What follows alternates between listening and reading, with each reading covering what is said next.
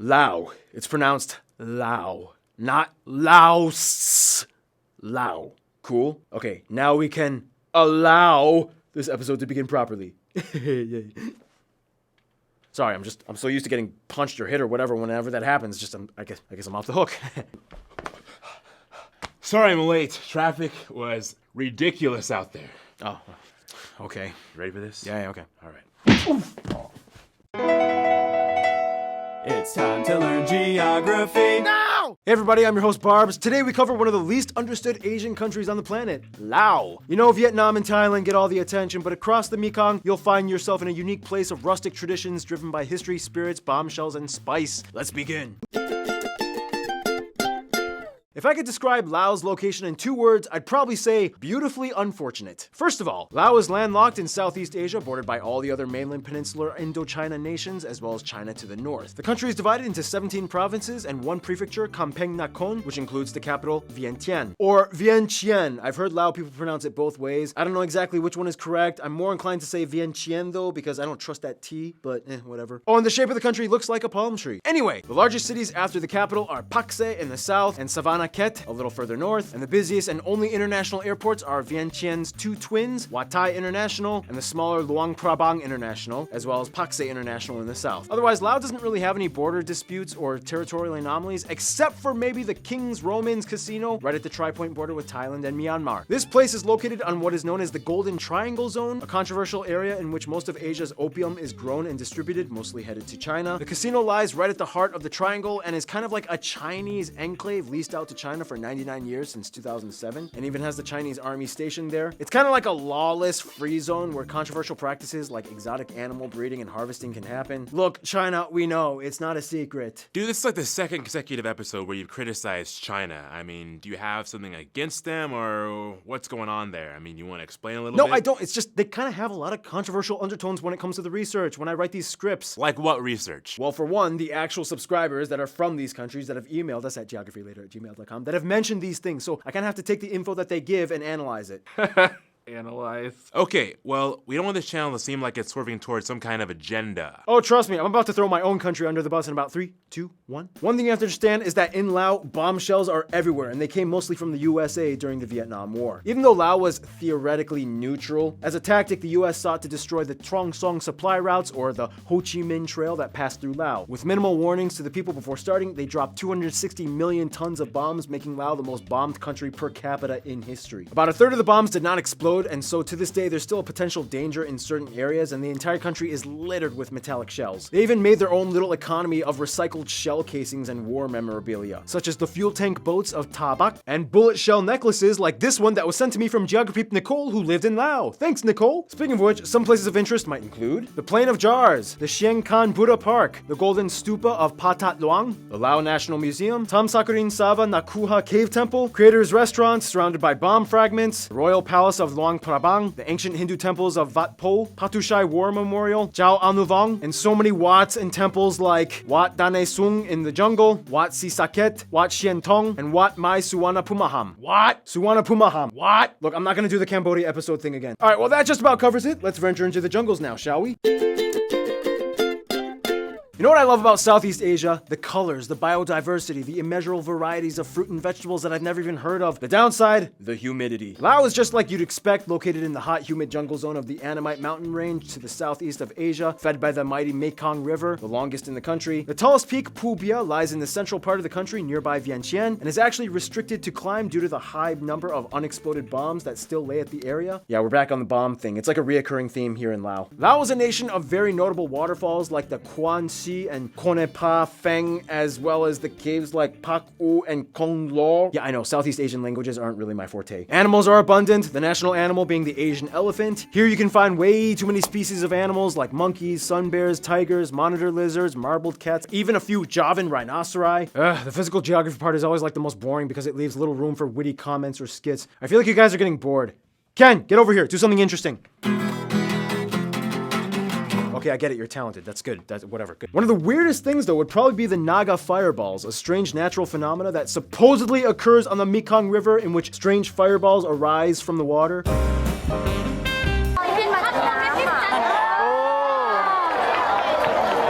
Scientists say if it is real, it might be caused by phosphine gases emitted by bacteria that combust, but so far nobody's completely sure as to how it happens. Either way, it's fun and people gather around to watch it. But yeah, can you imagine just crossing the river during a fireball show? Yeah, that was the only skit I could write for this segment. Food! Over 80% of the population works in agriculture, and Lao food is quite delicious, similar to other regions around them, but noticeably spicy. You have things like papaya salad or tam mak huang, the national dish la, bamboo shoot soup, mok, sour sausage, and khao lam, which is sticky rice made in a bamboo pipe. Oh, and they have this rice whiskey thing called lao lao. That stuff is weird. Like, sometimes they ferment it with snakes. Okay, so I'm part Asian, so I can say this. Asians, why do we do that? Why do we ferment whole animals in our drinks? What's the appeal? Power? Stamina? Dude, it's a rotting corpse extracting decomposed carcinogens. Stop doing it! But you know, that's none of my business. Every so often though, you might find a baguette or croissant on the menu in many restaurants. The reason why has a little something to do with something called the 19th century, which we will explain in. Now, Lao is funny because it's like an alternate universe Thailand that got thrashed around in a completely different upbringing in history. First of all, the country is made up of about 8 million people and has 47 recognized ethnic groups divided into 160 subgroups and tribes. Of these groups, the ethnic Lao people make up the majority at a little over half of the population. Next are the hill tribes of the Khmu, the Hmong, and the rest are numerous other tribes, as well as an incredibly small community of Europeans, mostly French in origin. They also use the Lao kip as their currency, but also accept Thai baht and US dollars. They use the Type-C outlet, and they drive on the right side of the road, which makes things interesting when their cousins in Thailand visit. And remember, not everyone in Lao is Lao. The tribal people like the Hmong and the Mien speak their own languages, virtually unintelligible to the Lao language, and this is why there's a distinction between the terms Lao and Laotian. Lao is ethnically Lao, whereas Laotian is just someone from Lao, but might not necessarily identify as ethnically Lao. Got it? It's like that whole thing we had to explain with Bengali versus Bangladeshi, or Azeri versus Azerbaijani. You get the picture. So anyway, ethnic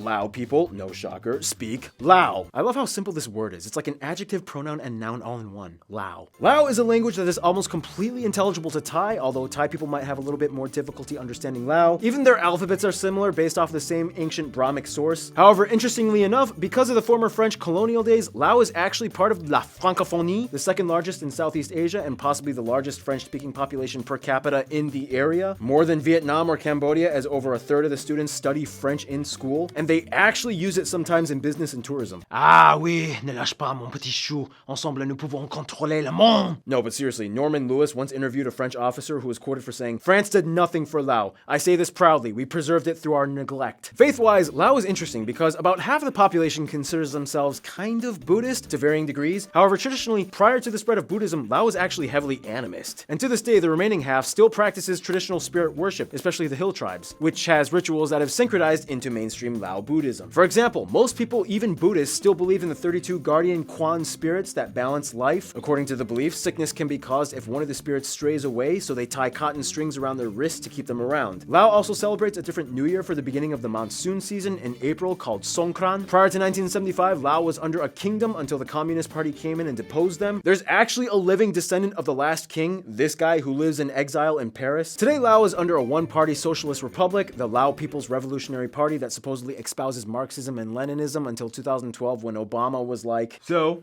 you visited our country, saw the cool stuff, we gave you the meat, dumplings, and papaya salad. What do you think, Obama? I guess you're not that communist-y. Let's open up trade deals. Sweet, I'll get the paperwork. What, you thought just because Noah was black I was gonna make him play Obama? Okay, here at GN, we are colorblind. Plus, you know, we'd probably get some complaints from the Diversity Commission. Anyway, speaking of government, history! In the quickest way I can put it, here's how Lao went down. Ancient agricultural societies, the Lao Bronze Age, Thai tribes move in, probably from the areas of South China. This guy comes in, he makes Buddhism the state religion. 3 kingdoms period, the kingdom of Lan Shang comes in. By the way, the name means millions of elephants with white parasols. Fights with the Burmese, this guy gets the throne, Golden Age begins, the kingdom collapses to the Siamese, the Chinese try to attack, but France was like, nope. They agreed to become a French protectorate, the French kind of leave them alone and don't really care because they just want to buffer with Thailand. World War II, the Thai, Chinese, Japanese all try to grab at them. They break free and declare independence, but France was like, haha, JK, you're still mine. The Lao was like, and then France gives them autonomy, and finally 1953, independence. The monarchy is deposed and exiled. The Communist Party takes over. Tons of Lao leave the country, especially the hill tribe minorities like the Hmong. Economy and population steadily increase, but not substantially. And here we are today. Speaking of which, outside of Asia, the US has the largest Hmong community in the world, taking in refugees since the 1970s, with more Hmong people than there are in Laos. The largest concentrations being in Minnesota and Wisconsin, so much that they even have public signs written in the Hmong language. If you want to learn more about Hmong people, just watch the movie Gran Torino with Clint Eastwood. I like the barbershop scene. Anyway, some famous people from Laos or of Lao descent might include people like Vang Pao, Ken Lo, Guo Mum, Chloe Dao, Chumali Sayasone, Jerry Yang, Kesone Pomviane, Prince Supanavong, Sisavang Matana, Tisavang Vong, Suvana Puma, and Tongsing Tamavong. So many other things we could have talked about, like how the national sports Sepak Takraw, which is incredibly difficult to play, and Muay Lao, which is like Muay Thai but a little bit crazier. You have the monks with the morning alms. The traditional hill tribe clothing looks pretty cool. Bamboo mouth organs are like the most popular instrument. Home theater looks cool. Animist shrines and all those taboo rituals are found all over. Yes, there are some controversies with persecution against certain people groups, but we really don't have time to get into that. Ooh, are you sidestepping it because you're avoiding a potential argument that could be discussed? I literally just talked about the bombings of the Vietnam War. Trust me, we literally just don't have time to get into it. Oh, and do not touch someone on the top of the head. It's considered sacred. And you know what else is sacred? Friendship! Okay, time to move on to our last segment.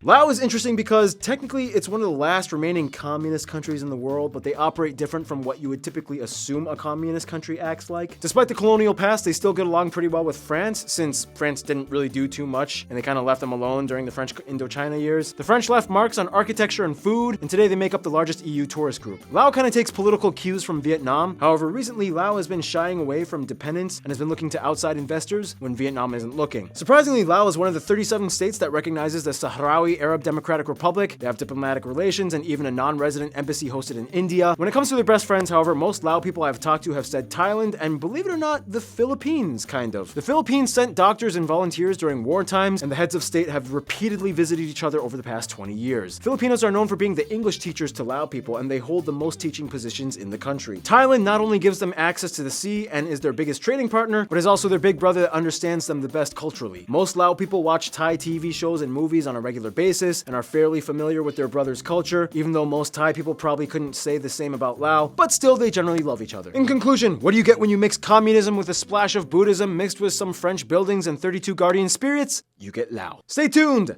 Latvia is coming up next.